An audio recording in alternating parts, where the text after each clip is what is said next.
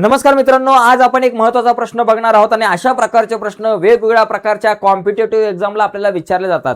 बघा, प्रश्न एकदम गंभीर आहे. अमेरिका आणि इराण मिळून एकूण सैनिकांची संख्या 19,50,000 आहे. बाप रे, या दोन देशातले मिळून एकूण 19,50,000 इतकं सैनिक आहे. अमेरिकेकडे असणाऱ्या सैनिकांची संख्या इराणच्या सैनिकांच्या संख्येच्या दुप्पट आहे.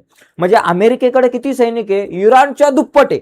मग आपण एक काम करू, मला विचारलंय अमेरिकेकडे असणारे सैन्य किती आहे. आपण एक काम करू बाबा, इराणकडे समजा एक इतकं सैनिक आहे आणि अमेरिकेकडे जे सैनिक आहे ते इराणच्या सैनिकांच्या डबल आहे, दुप्पट आहे.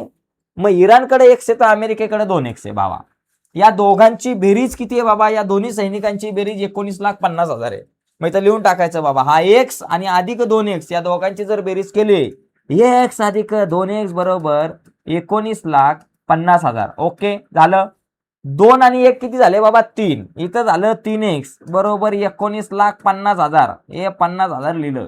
x ला म्हणायचं तो इथंच थांब, 19,50,000 म्हणायचं तू जाऊ नको लांब, 3ला म्हणायचं तुझं इथं काय काम, तो गुणिले पलीकडे गेला भागिले 3.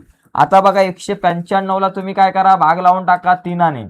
3 सक 18, 19 18 गेले, 1 वरून आले 5 आणि 3 5 15. किती झालं बाबा? 65.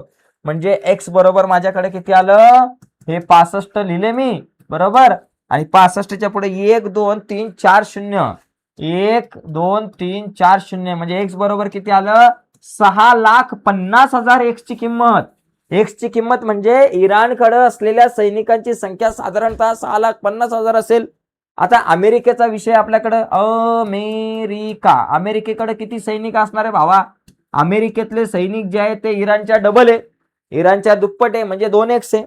मग मी इथं म्हणणार 2 गुणिले x ची किंमत किती? 6,50,000 आहे. मग 6,50,000च्या दुप्पट किती? 65 दुने झाले 130 झाले आणि हे 4 0, 1 2 3 4, 13 वरती 4 आणि 1 5 0 किती? 13 लाख झालं. म्हणजे अमेरिकेकडे असणाऱ्या सैनिकांची संख्या साधारणतः 13 लाख असेल. तर अशा पद्धतीने मित्रांनो आपण प्रश्न सोडवू शकतो. कुठलाही प्रश्न आला तरी आपल्याला या पद्धतीने एक्स हे चल घेऊन सोडवता येऊ शकतो. आजच्या चर्चेत इथेच थांबूयात. बाय सर्वांना, धन्यवाद.